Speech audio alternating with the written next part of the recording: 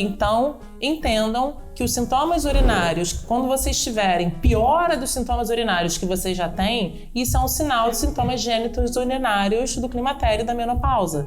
E que isso tem tratamento. E também, uma coisa principal que a gente precisa aprender a entender é que existe prevenção. Que é por isso que as meninas estão aqui e que eu fico batendo, que perder xixi não é normal. Apesar de ser muito comum e estar associado ao nosso envelhecimento, perder xixi não é normal. E a gente tem forma de tratar e prevenir. E uma coisa que a gente não tem na nossa sociedade é uma medicina preventiva.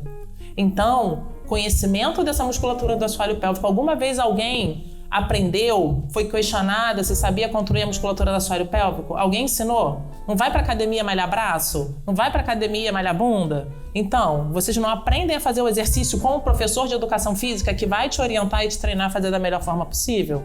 Por que não treinar uma musculatura que é tão importante pra gente? Pela parte sexual, pra parte reprodutiva, pra parte urinária, pra parte evacuatória. É uma musculatura só, é um grupo de músculos só, que serve para isso tudo. Então a gente tem que se conscientizar que essa musculatura existe, aprender a contrair, aprender a relaxar, aprender a como prevenir problemas no futuro. Isso não quer dizer que não possam acontecer. Se acontecerem, a gente trata, porque, como eu disse, mulher é tudo certo para dar errado, tá? Mas a gente tem como se prevenir e a gente tem como tratar. Bom, como eu já falei, eu sou fisioterapeuta pélvica, né? Antes de eu falar sobre a fisioterapia pélvica, tá bom, vou tentar. Juro que vou tentar.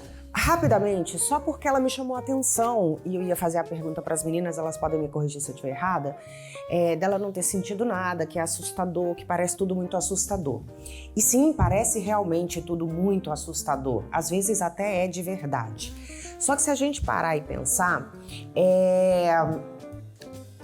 a gente ganhou a chance de viver mais. As pessoas morriam muito cedo, né? E na época da minha avó, da minha bisavó, nós tínhamos muitas outras coisas de positivo. Tinha muita coisa negativa, mas tinha muita coisa positiva. A alimentação era muito diferente. A gente está hoje vivendo uma vida de muitos processados, muitos industrializados. Isso favorece o nosso corpo a ser um corpo hoje mais inflamado do que o da minha avó, da minha bisavó. A vida era menos corrida, ela era mais segmentada. Quem trabalhava, trabalhava, quem cuidava da casa, cuidava da casa. Então, eu acho que hoje a gente está vivendo o preço dessa modernidade e também de estar podendo viver mais. O que também não era incomum, tirando o seu caso, que graças a Deus você foi abençoada, muitas mulheres passaram por tudo isso, só que elas tinham vergonha de falar.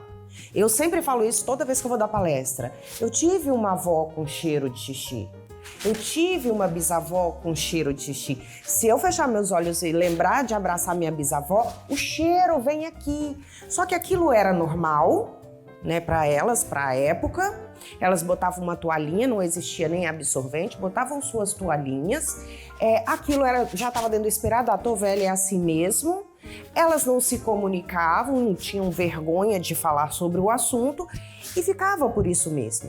Só que a gente ganhou a chance de ter uma nova vida, de outra forma. Até porque a minha avó, com a minha idade, aos 44, ela tinha cara realmente de vó, né? E hoje não, as mulheres estão vivendo muito e estão vivendo bem. Então, assim, é assustador? É assustador. Mas eu costumo dizer, eu estou no climatério, infelizmente, bem precocemente. Eu vim, infelizmente, não tive só sorte, eu vim com todos e mais alguns sintomas, eu sinto tudo. Só que eu acho que, tirando a parte ruim, a gente tem que entender também que é a hora que o seu corpo fala assim, ou você olha pra você, para e olha pra você, ou você vai ter uma vida, desculpa, de merda. Porque durante uma vida inteira a gente vai levando e vai dando um jeito, porque a gente tá jovem, a gente aguenta, a gente passa. Só que no climatério não. No climatério é assim, parece que tudo desarranja.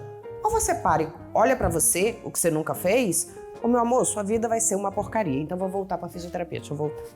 Bom, e aí a gente fala sobre a parte pélvica, né, do que acontece na mulher após os 40 anos, após o climatério. Tirando as que fazem fisioterapia, que não vale roubar. Alguém já ouviu falar de musculatura do assoalho pélvico? Graças a Deus. Alguém sabe para que serve, onde fica, por que ela é tão importante? Tirando as minhas, tá? Não vale roubar, não. Então, a musculatura do assoalho pélvico, ela é a nossa base de sustentação dos nossos órgãos íntimos. Aqui, essa parte branca é nosso quadril. Obrigada, amiga. E toda essa parte vermelha que vocês estão vendo é a musculatura do assoalho pélvico. Então, ela é a nossa rede de apoio aqui dentro. É ela que está segurando aqui os nossos órgãos. Bexiga, útero, bexiga, útero e intestino. Então, se nós temos uma bexiga no lugar, um intestino no lugar, tá tudo no lugar, não sai tudo pelo meio do buraco que ela falou aqui, não sai por quê? Porque essa musculatura é a rede que segura e que protege. Então, vocês têm noção da importância, da força, do poder que tem essa musculatura? É muito grande. Então, a Rebeca fala muito sobre perder xixi não ser normal. Quando a gente começa a entrar no climatério, que tem os desequilíbrios hormonais, o estrogênio cai muito, essa musculatura ela tende a enfraquecer. Lembrando que essa musculatura ela guarda muita história. Diferente dos homens, a gente menstrua, a gente engravida para quem engravidou, a gente entra na menopausa, a gente pare, tem orgasmo, tem prazer. Então isso aqui guarda muita coisa do que a gente passa, tanto físico quanto emocional. Então chega uma fase da vida que se você não cuida dessa musculatura, ela fala assim, chega, cansei, tá? E aí a hora que ela começa a dar falha, sabe? Aí começa assim, espirrei, saiu uma gotinha de xixi. Tossi, soltei um pum, sem querer. Mas desde quando isso foi normal? Desde a vida inteira, tirando a faixa de bebê, tá? A gente aprendeu eu vou segurar o meu xixi, se eu tossir ele não vai sair, ele vai sair na hora que eu quiser ir ao banheiro e falar pra ele, agora é a hora de sair. Então, a gente precisa parar de normalizar de que isso é normal.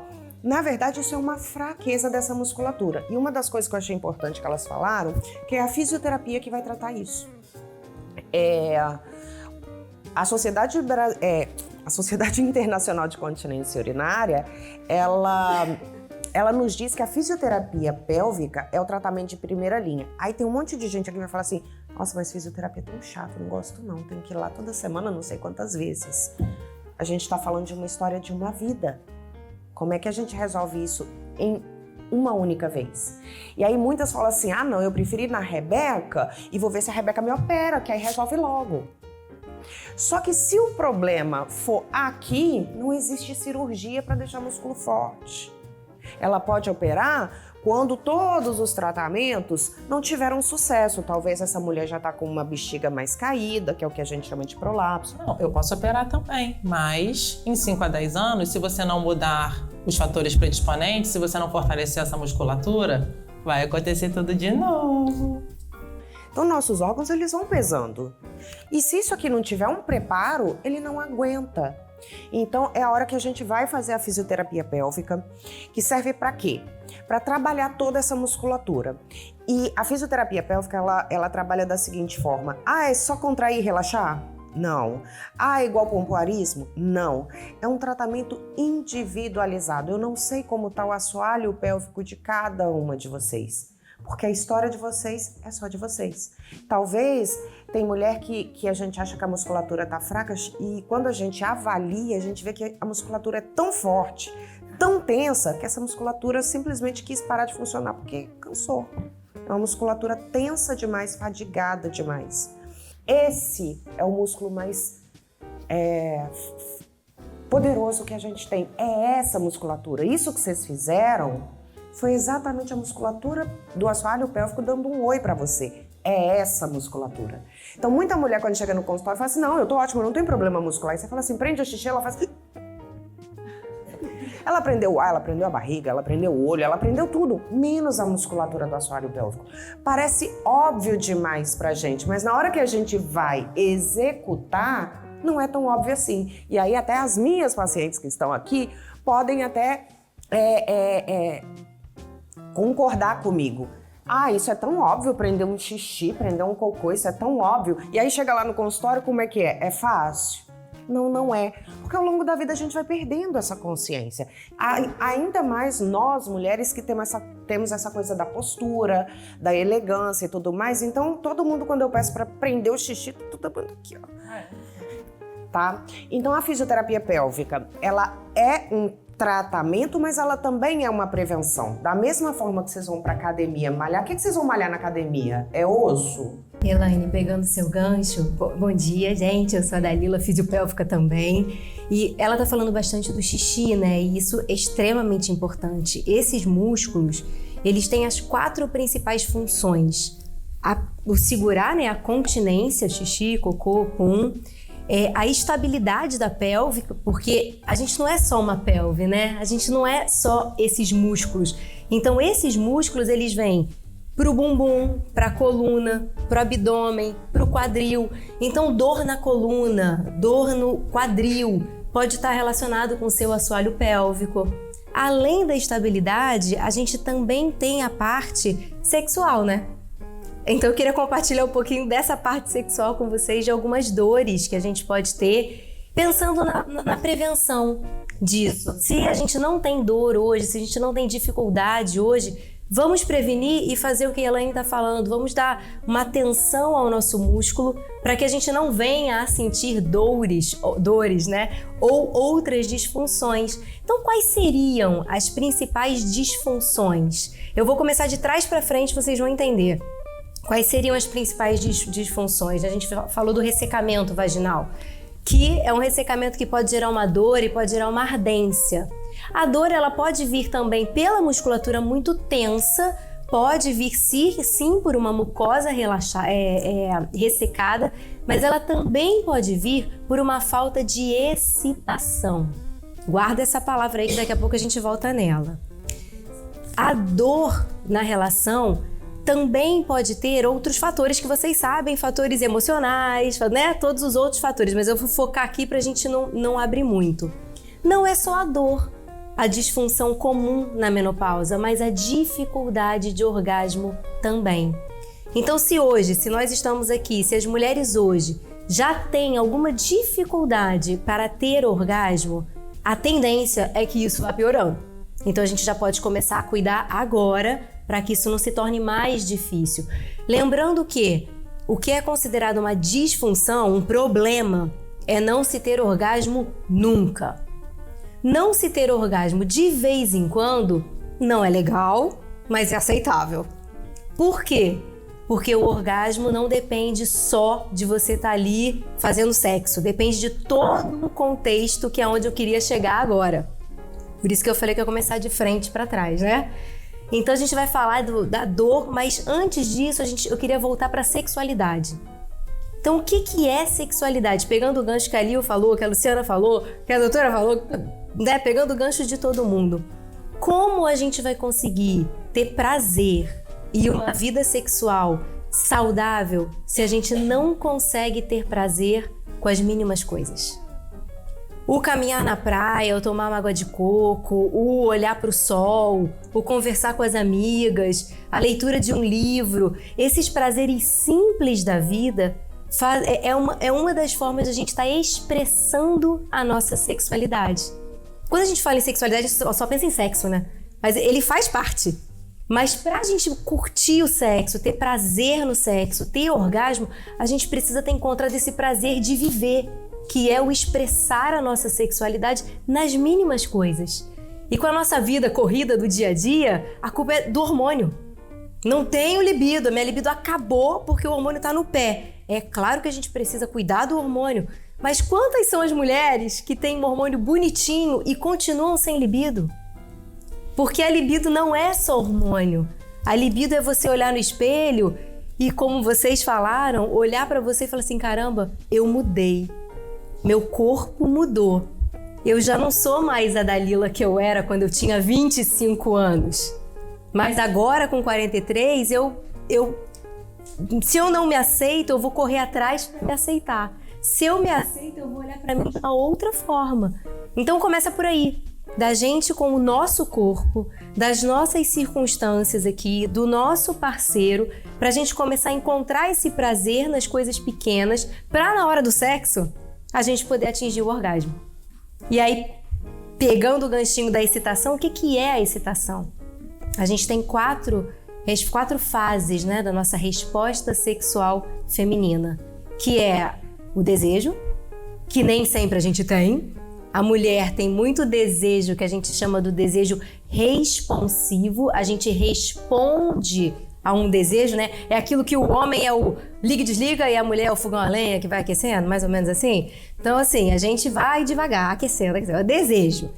A gente resolveu entrar. Eu sempre falo para os pacientes, eu falo, gente, se vocês resolveram entrar numa relação sexual, entra. Porque é trabalhoso. Então entra para poder ser gostoso, para você poder ter orgasmo, para ter valido a pena. Eu podia estar fazendo outra coisa, então já que eu entrei, vou entrar. E aí a gente começa a melhorar esse processo, esse desejo vai gerando uma excitação. Só que a excitação, ela é muito importante para preparar todo o nosso assoalho pélvico. A excitação, ela faz com que a nossa vagina fique mais comprida, fique mais larga, que haja uma lubrificação, que o nosso útero suba, ou seja, está preparando o nosso corpo para o processo da penetração, que faz parte do sexo. Uma vez essa excitação e a gente aumentando essa excitação, a gente chega ao orgasmo, que pode ser com ou sem a penetração. Que não tem certo ou errado, tá, gente? É com ou sem a penetração. Uma vez que a gente teve o orgasmo, a gente vai para a fase de resolução, que a gente vai descansando, terminando. A mulher, na verdade, quer contar a vida, a maioria, né? A gente generalizando. A maioria, depois do orgasmo, quer falar, não sei o quê, nananã. Quer mais. Eu quero mais. Eu quero mais. Então vamos de novo, vamos começar o processo, vamos recomeçar o processo.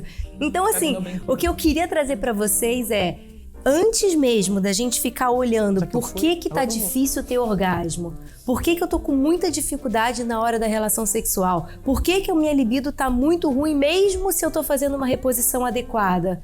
Caramba, eu tô tendo prazer pela vida? Eu tô entendendo que são nas mínimas coisas que eu volto a me reconectar comigo, que eu volto a me reconectar com Deus, que eu volto a me reconectar com os outros. E aí sim, vamos embora tratar o músculo, a gente tem os profissionais, os fisioterapeutas, sempre aquele olhar atento para vocês, gente. Assim, acho que dica de todas as profissionais poderiam falar isso. Se vocês estão diante de um profissional que, 1, não olha nos seus olhos, que 2, não escuta a sua queixa e que 3, não te trata como um indivíduo único e integral, procura outro profissional.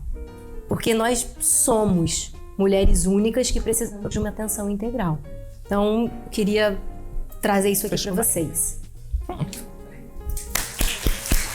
Quer falar mais? Rapidinho.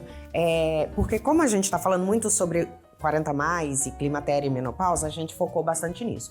Só que a perda urinária, a incontinência urinária, ela pode acontecer por zilhões de fatores. Músculo. Esse músculo pode sofrer por várias coisas. Se for uma mulher que já desde muito cedo sofre com problemas hormonais, Elaine, que problemas? Endometriose, miomas, pode vir a ter uma fraqueza muscular mais cedo? Pode. Uma mulher que teve parto vaginal, com episiotomia, com laceração, ela pode vir ter perda urinária antes de chegar no climatério na menopausa? Pode. Fatores predisponentes: obesidade, gestação, via de parto vaginal, alterações neurológicas, diabetes, alterações neurológicas por qualquer outra queixa, doenças desmielinizantes, hérnia lombar, qualquer coisa dessa é um fator predisponente. Coordenação, simplesmente medidas comportamentais, aquela pessoa que segura o xixi o dia inteiro, que só vai fazer xixi em casa, é um fator predisponente para incontinência urinária.